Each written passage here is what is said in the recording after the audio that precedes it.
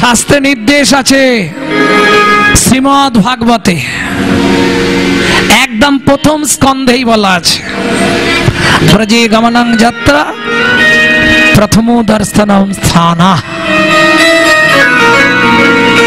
যেমন নবদ্বীপ দর্শন না করে কোনো ব্যক্তির বৃন্দাবনে যাবার অধিকার হয় না, ঠিক তেমনি বৃন্দাবন গেলে সবার প্রথম আপনাকে দর্শন করতে হবে বাঁকে বিহারী লাল।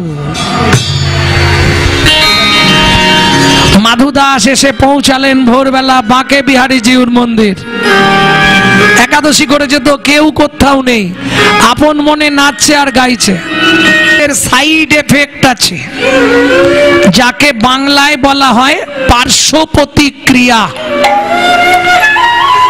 যেমন দেখবেন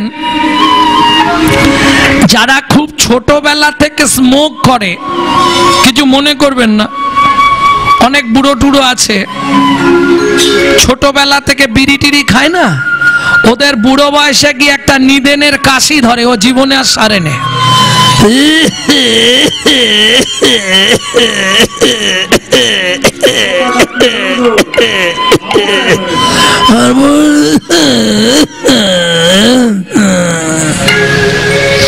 ও বন্ধ হবে না। আমার একটা কাকা ছিল, কিছুদিন আগে মরে গেছে, মেজো কাকা।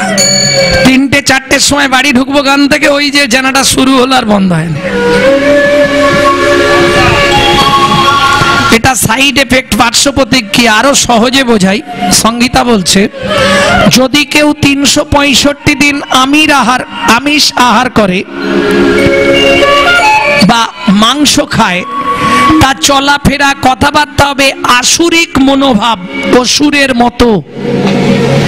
কেউ যদি 365 দিন ভগবানের প্রসাদ পায়, তার চলাফেরা কথাবার্তা হবে দেবত্ব ভাব, দেবতার মতো। এটা হতেই হবে, বোঝা গেল? এটা পার্শ্ব প্রতিক্রিয়া, প্রসাদের গুণমহিমা।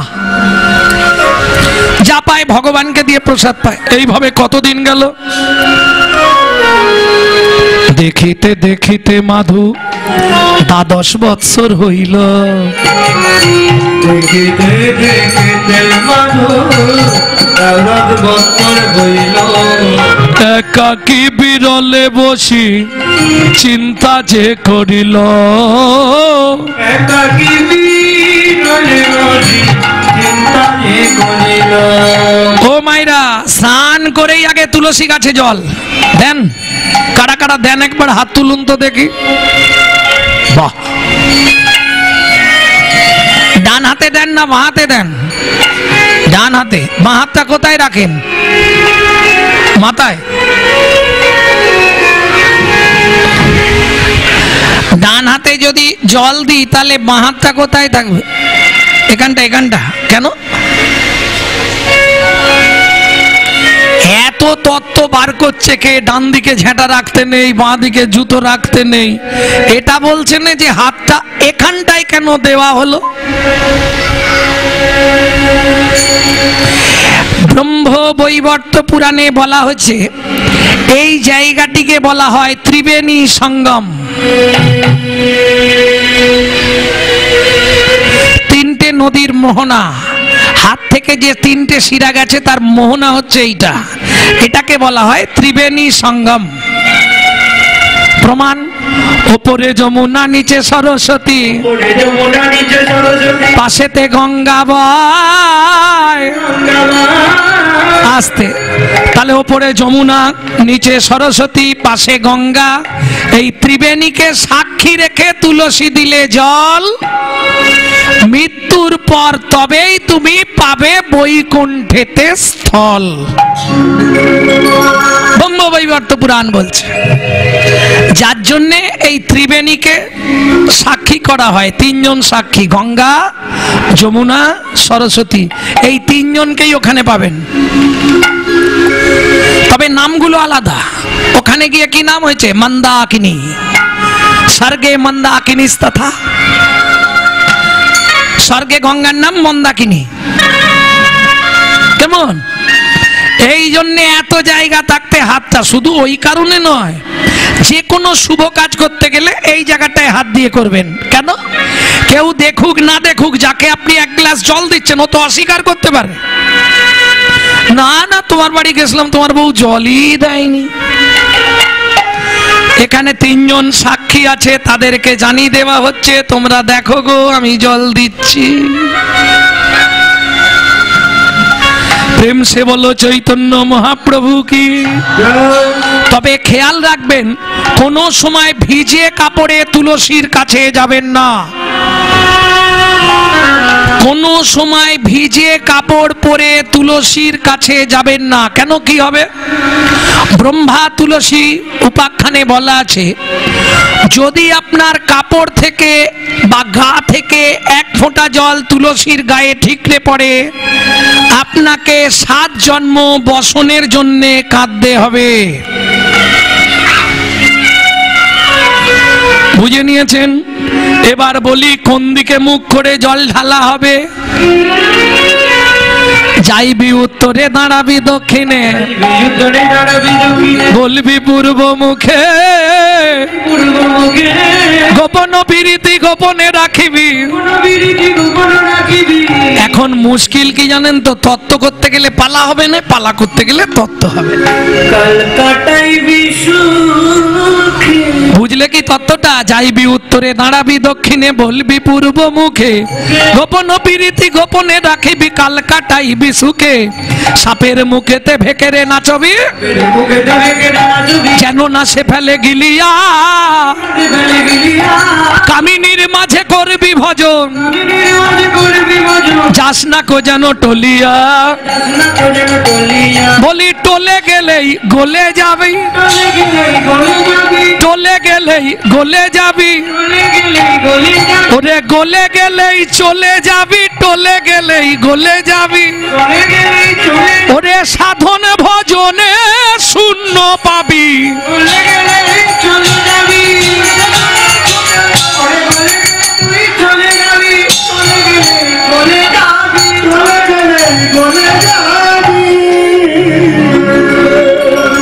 কি বুঝা হয়ে গেছে তো?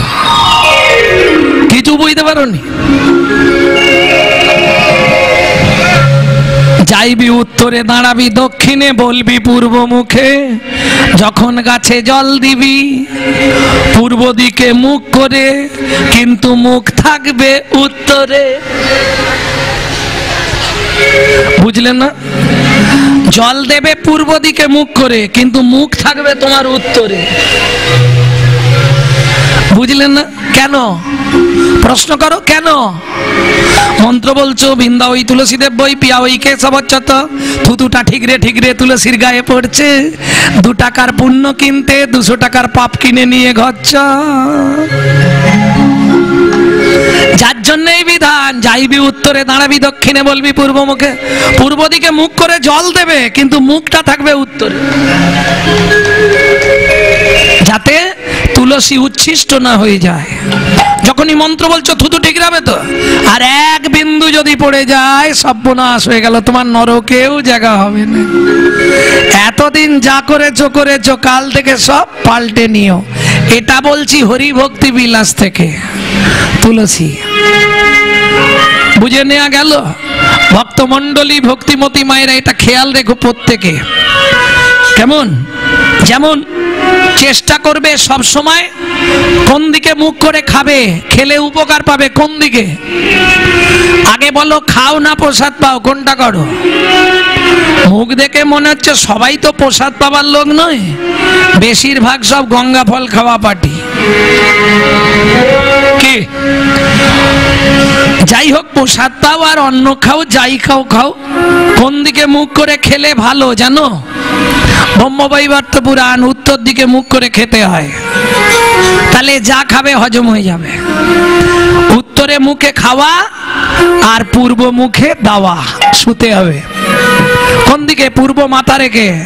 তাহলে জীবনে আপনি স্ট্রোক রোগে আক্রান্ত হবেন না, এটা গরুর পুরাণে বলা আছে। প্রেম সে বললো চৈতন্য মহাপ্রভু কি। তাহলে সবগুলো বুঝে গেলে যাইবি উত্তরে দাঁড়াবি, দক্ষিণে বলবি পূর্ব মুখে, গোপন বিরিদ গোপনে রাখবি, কাল কাটাইবি সুখে। অত সহজ নয় গো ভজন। এই দেখো, হাসবে না কিন্তু, কীর্তনটা ছাড়বো, যে দাদা বায়না করেছে গিয়ে বলবো দাদা এবার মাল দিন। সত্যিকার কথা, দাদা গিয়ে বৌদিকে বলবে, বৌদি ঘরের চাবি খুলবে, গদ্দেজের আলমারি, আলমারির চাবি খুলবে ডয়ার, ডয়ারের চাবি খুলবে কৌটো, কৌটোর মধ্যে ঠোঙা, ঠোঙার মধ্যে রুমাল, রুমালের মধ্যে মাল।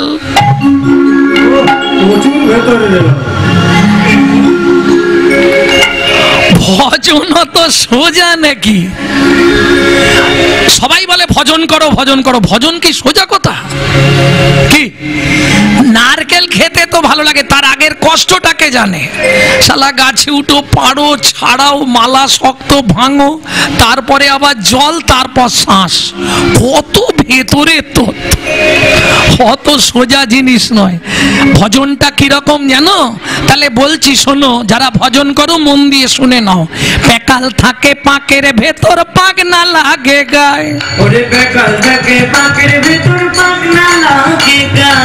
মৌমাছি, মৌমাছি দেখেছো বলতা বলতা? দেখেছো? আচ্ছা এরকম জায়গায় দেখেছো মৌমাছি বলতা একসঙ্গে? আমি এক্ষুনি দেখিয়ে দেবো, দেখবে। মৌমাছি মাল বলতা রসমালাই খেতে গিয়ে মিষ্টির দোকানে রসের গামলায় আবু ডুবু খায়। যেমন বাদুলে পোকা আগুন খেতে যায়, আগুন খেতে গিয়ে তারাই আগুনেই চিৎপাত খায়। এসব দেখেও জীবের শিক্ষা হয় না, এরা বরণ করে মরণকে। হরি বল।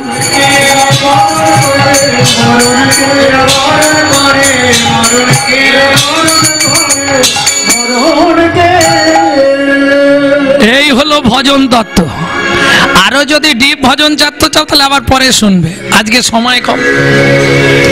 8:30 বেজে গেছে, এমনি টাইম হয়ে গেছে, তাই না? এবার দল এসে যাবে। হ্যাঁ, ও শেষ করতে হবে। ও মা মা মা, ও মা মা বলো না এই পৃথিবীতে আপন কে? মা বললো মাধু। শেষ করতে হবে তো, 10 মিনিট লাগবে। ও মাধু, 12 বছর বয়স, সবাইকে নিয়ে খেলতে গেছে। হরে তোর আপনজন কেউ আছে? কে কে আছে তাড়াতাড়ি বলবি।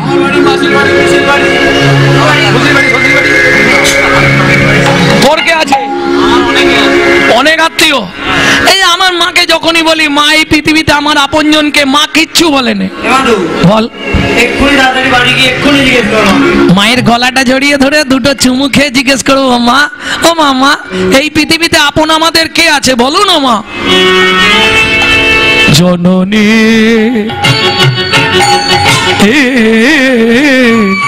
বলো মা। ও মা, মা গো সত্যি কথা বলো মা। কি? কে ভাই আমি, কে ভাই আমার একান্ত আপন। কে ভাই আমি, কে ভাই আমার একান্ত আপন। কাঁদিয়া মায়ের গিয়া জিজ্ঞাসে তখন,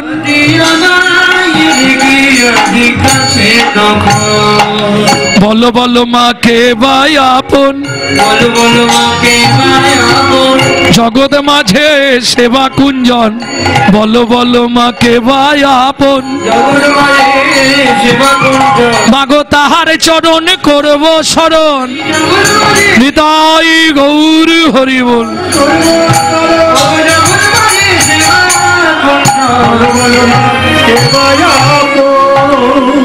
ও মা, মা কিরে এই পৃথিবীতে আমাদের আপনজন যুগে সত্যি কথা বলবে মা। মাধু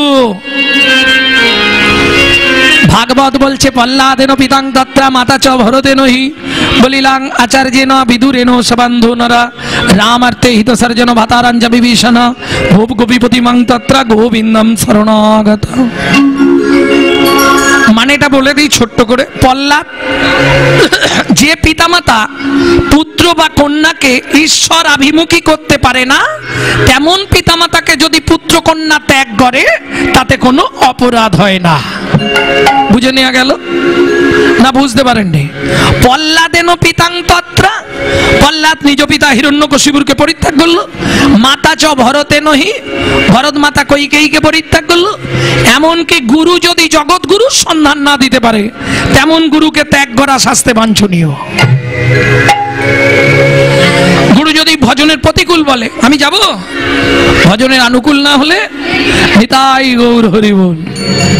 কারণ এখনকার গুরুদেবরা বেরিয়েছে, হ্যাঁ, বলছে রুই কাতরস্য মৎস্যরা জিলিতস্য চিতলস্য, এই সব মাছ নিরামিষ। এরকমও গুরুদেব আছে গো, মাছের পেটি ছাড়া শিষ্য বাড়ি ভাত খায় না। বুঝা গেল? এদের জন্য বিচুতি গাছের দরকার। হ্যাঁ, জলে ডুবি নিতে হবে বিচুতি, আর একদম গোটা গায়ে বুলি দিতে হবে। দেখ খেলা কেমন, কোন শাস্ত্রে আছে? মৎসানি সর্বভোক্ষানি, বলছে তুমি যদি কিছু না খেয়ে শুধু মাছটা খাও। কালকে যে বাড়িতে ছিলাম সেই বাড়ির এক বউ বলছে আমাদের বাড়িতে প্রত্যেক দিন নিরামিষ হয়। বাহ, খুব ভালো কথা। কিন্তু আমি যেন শুনছিলাম আপনারা খাওয়ার মধ্যে শুধু মাছটাই খান। হ্যাঁ, মাছটা খাই, বাকি সব নিরামিষ। আরে সব যদি নাও খেয়ে মাছ খায়, মৎসানি সর্বভোক্ষানি, যে মাছ খায় তার পৃথিবী খাওয়া হয়ে গেল। কি এগুলো পড়তে হবে, ব্রহ্মবিবর্ত পুরাণেই আছে। যেমন যে বাস্তুতে তুলসী গাছ হয় না, তুলসী গাছ নেই, ওটা শ্মশান বাস্তু। যে বাস্তুতে তুলসী গাছ লাগালেই মরে যায়, জানবে ওটা শ্মশান ছিল এক সময়। এই কথাগুলো মিলিয়ে নেবেন। তুলসী মালা যতবার পরে শুধু ছিঁড়ে পড়ে যায়, তার মানে কি দেহ অপবিত্র আছে, দেহ পবিত্র হয়নি এখনো। যে যে ললাটে তিলক নেই সেটা শ্মশান সমান। নিতাই গৌর হরি বল। এখন বললে অনেকের কাছে অপ্রিয় হয়ে যায়, ওই জন্য আর বলিনি। যে যা পারিস,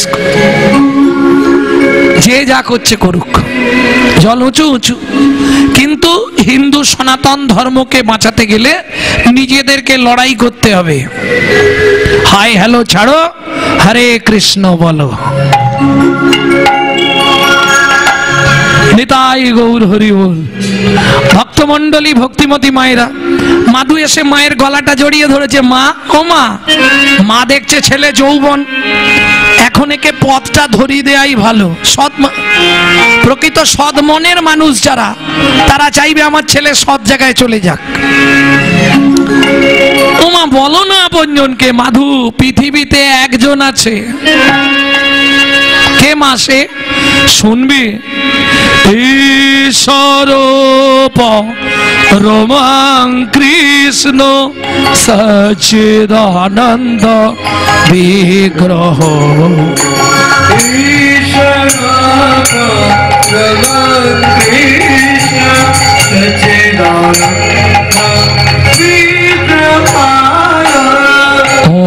অনাদি আদি গোবিন্দম সর্ব কারণ কারণম।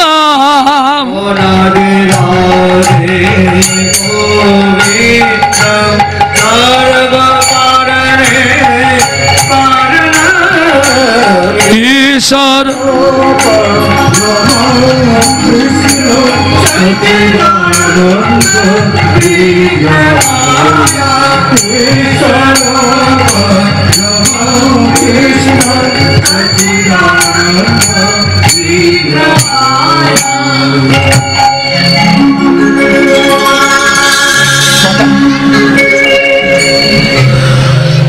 ভক্তমণ্ডলী ভক্তিমতী মায়েরা, ছেলেটা ছুটে কি মাকে প্রণাম করছে। মা দেখি দেখি দেখি দেখি, দাঁড়াও দাঁড়াও, কি রে? যা বাবা তোমায় একটা প্রণাম করি। কেন? শাস্ত্রে বলে পিতারাধিকা মাতা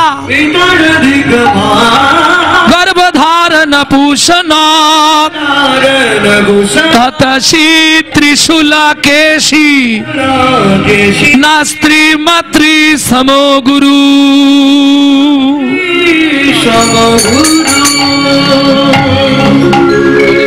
পিতা মাতা গুরু কর্ণে শুনতে পাই, কিন্তু মায়ের তুল্য গুরু ত্রিভুবনে নাই। আমি আসছি মা। কোথায় যাবি মাধু? তুমি তো বললে পৃথিবীতে একজন আপনজন। বাসুদেব ঘোষ কহে জড় করি হা,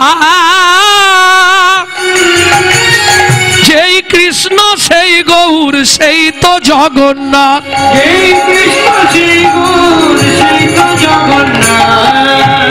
যেই কৃষ্ণ সেই গৌর সেই জগন্নাথ। আর দেরি নয়, একদম বিভ্রান্ত পথে চলেছে। যে গানটি গাইব এটা আমি শিখেছি আমার ঠাকুমার কাছে। 100 বছর বয়সে এই গানটা আমাকে শিখিয়ে দিয়ে বুড়ি তবে মারা গেছে। তবে গানটা লিখেছিল আমার দাদুর দাদু শশীভূষণ চক্রবর্তী। তারপরে গাইতো দাদুর বাবা মাধব চক্রবর্তী, তারপরে গাইতো দাদু যতীন্দ্রনাথ চক্রবর্তী, তারপরে গাইতো বাবা কালীপদ চক্রবর্তী। এখন গাইছি আমি গৌরাঙ্গ সুন্দর চক্রবর্তী। সবাই আশীর্বাদ করুন। আমার পরবর্তী জেনারেশন তৈরি হচ্ছে আমারই পিছনে। একমাত্র সম্পদ গৌরব কৃষ্ণ চক্রবর্তী।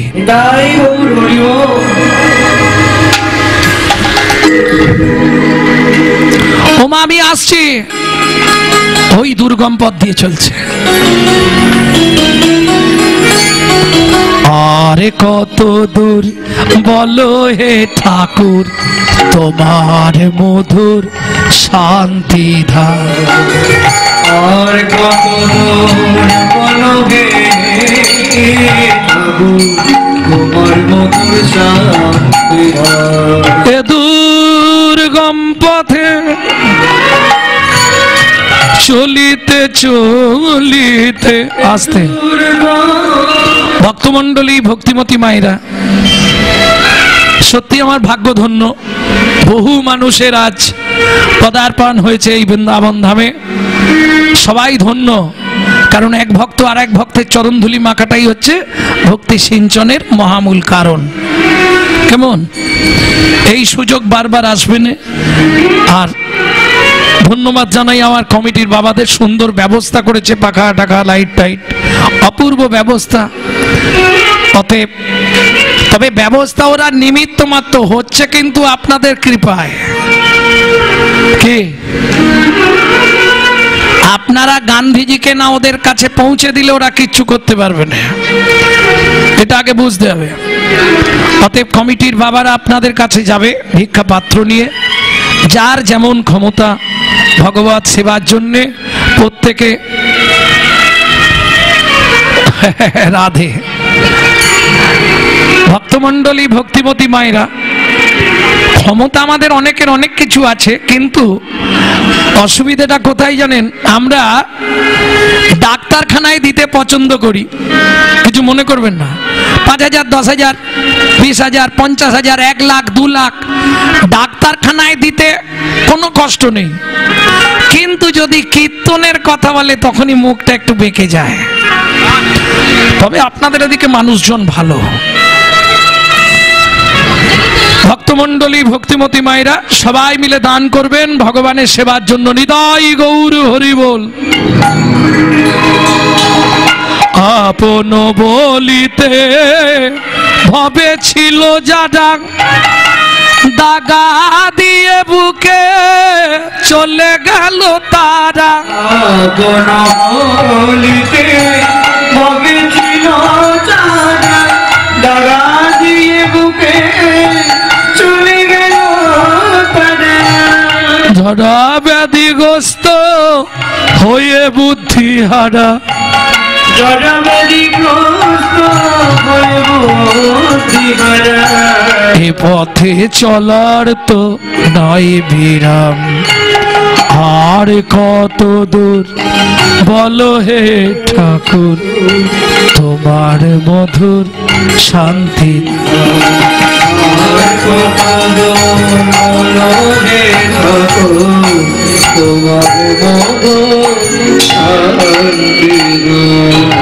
কীর্তনটা চলবে, কেউ আওয়াজ করবেন না, কেউ খুচরো দেবেন না, আওয়াজ উঠবে। আর কমিটিকে বলেই দিয়েছি 1 টাকাও খুচরো নেব না।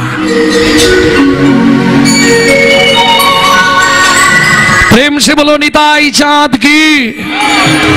1 দিন 2 দিন নয়, 7 দিন 7 রাত অনাহারে অনিদ্রায় পিপুল বৃক্ষের তলায় বসে হরিনাম করছে। 7 দিনের দিন গভীর রাত্রিতে জগন্নাথ নিজ ঘরণী লক্ষ্মীকে ডেকে বললেন, লক্ষ্মী দয়াময়, আমাকে নিবেদিত সোনার থালার ভোগ প্রসাদ মাথায় করে নিয়ে যাও, ভক্তের সেবা করিয়ে এসো। আগামীকাল একাদশী, আজ না ভক্ত খেলে কাল সে আর চলতে পারবে না। গভীর রাত্রিতে মা লক্ষ্মী জগন্নাথের নিবেদিত সোনার থালার ভোগ প্রসাদ মাথায় করে নিয়ে যাচ্ছে জগন্নাথের সেবার জন্য।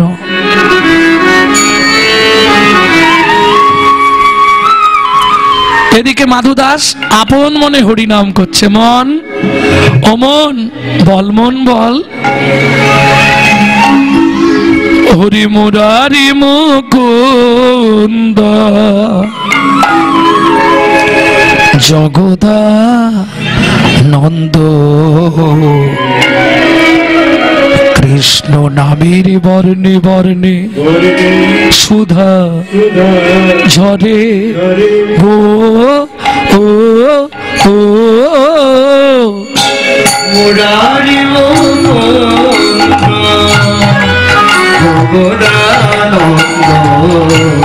কৃষ্ণ নামের বর্ণে বর্ণে সুধা ঝরে ভোগে ভরে যাবে, অভাব মেটাবে, ত্রিতাবে জ্বালা আরে রবে না রে। ভরে যাবে, অভাব মিটাবে, ত্রিতাবে জ্বালা আরে রবে না রে। ভজরে অন্ধ চরণারবিন্দ, ভজরে অন্ধ চরণারবিন্দ। হরে কৃষ্ণ হরে হরে এ এ এ মুরারি নিতাই গৌর হরি হরি হরি বল।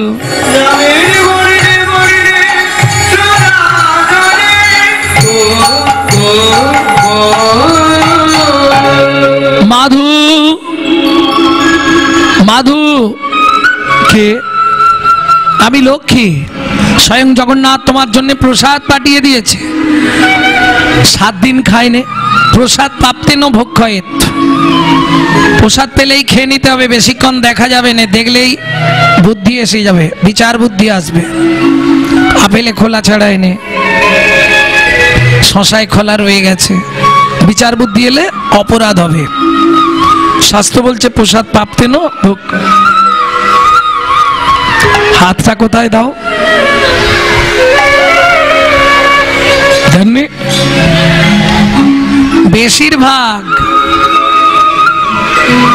এটাই হচ্ছে প্রধান অপরাধ, এটো হাতটা মাথায় দেওয়া। সঙ্গে সঙ্গে হাত ধুয়ে ফেলবেন। কোনো সময় চরণামৃত পান, প্রসাদ পান, কোনো সময় মাথায় দিয়ে দেবেন না। ভক্তমণ্ডলী, ভক্তিমতী মায়েরা, ভোগ প্রসাদ প্রাপ্ত হলেন মাধু দাস। প্রসাদ পেয়ে সোনার তালাটা পিছন দিকে রেখে ভজন করছে। পান্ডারা ভোরবেলায় সে মন্দির খুলেছে। এই রামলাল, কাল সেবাকে দিয়েছিল রে মদন প্রভু। উঠবে তো না, বসেই থাকে। কি এরা কিছু বুঝতে পারি, ইশারাও বোঝে না, কিছুই বোঝে না। হে মদন বাবু, আপনি কি বুঝতে পারেননি? কাল সেবা কে দিয়েছিল? আজকে চাবি কে খুলেছে? তা সোনার থালা কোথায় জানেনি? মানে আপনি কালকে সেবা দিয়ে চাবি দিলেন, আপনি এসে আজকে চাবি খুললেন, আর আপনি বুঝতে পারলেন না। লাঠিয়াল নিয়ে খুঁজে দেখুন তাড়াতাড়ি। কেহ বা উত্তরে, কেহ বা দক্ষিণে,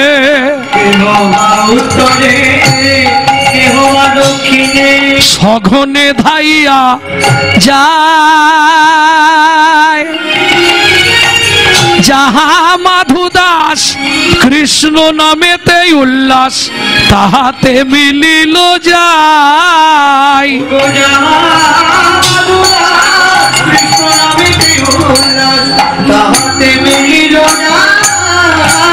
সবাই ঘিরে ঘিরে দাঁড়ালো রে,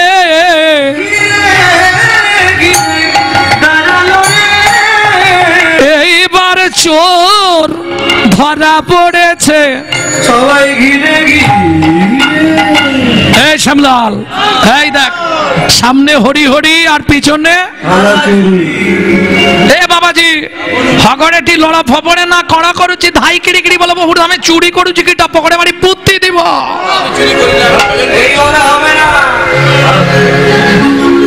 কি হলো, হাসছো কেন? এ তো হুড়িয়া কথা। হগড়েছি লড়া ফপড়ে না ধাই কিড়ি কিড়ি বলবো হুড় আমি চুরি করছি কি টা পকড়ে মারি পুত্তি দিব। ও এমনি হবে না, ওকে গুছিয়ে গাছের সঙ্গে বেঁধে চাবুক দিয়ে মার। চাবুক দিয়ে মারে সাড়ে ভাঙের দেবে। চোরে চোরে বলি সবে করে বেত্রাঘাত, চোরে চোরে বলি সবে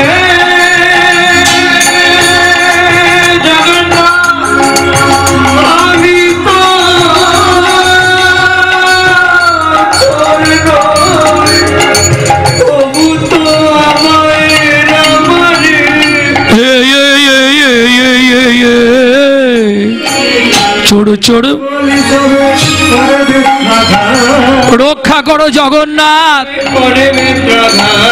রক্ষা করো জগন্নাথ, রক্ষা করো ভক্তের লাগি সে জগন্নাথ সহিল আঘাত। ভক্তের লাগি শ্রী জগন্নাথ সহিলেন আঘাত। বলি ভক্ত বড় জানাইল,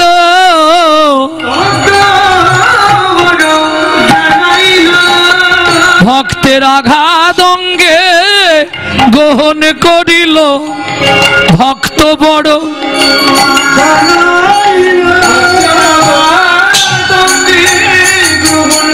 জগন্নাথের অঙ্গ ফেটে গেল।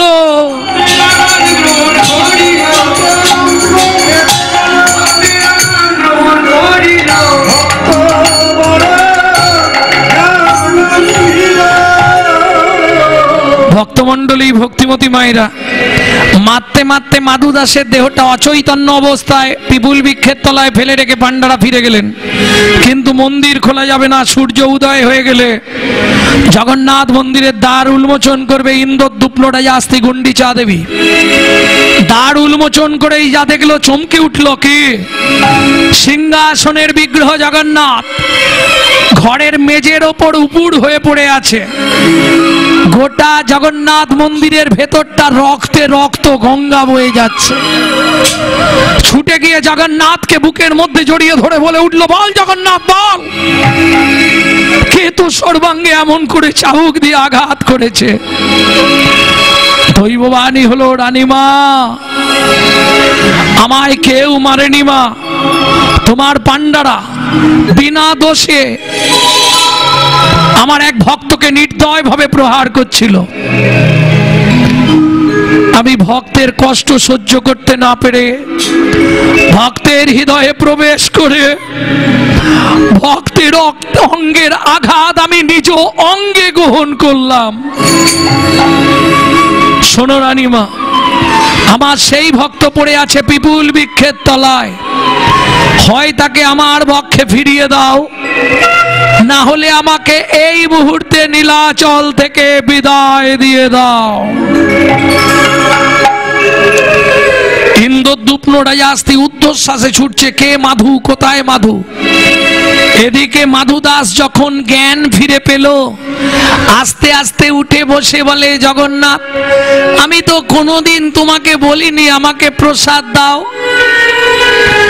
নিজেই প্রসাদ পাঠালে, নিজেই চোর সাজালে, নিজেই লোকের হাতে মার খাওয়ালে, তোমার ধামে আর থাকবো না।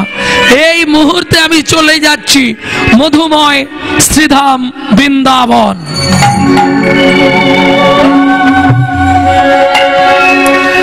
जब से तुम बिछड़े प्रभु जी, नीत न लागे नैनो, दरस बिना दुख न लागे नैनो। दर्श बिना दुख न लागे नैनो, दर्श बिना दुख न लागे नैनो। शब्द सुना तमरी छतिया कापे, शब्द सुनत मोरी छतिया कापे। भाई समसी सुख दोइनो, ए काटा काटा की बांधने आरू,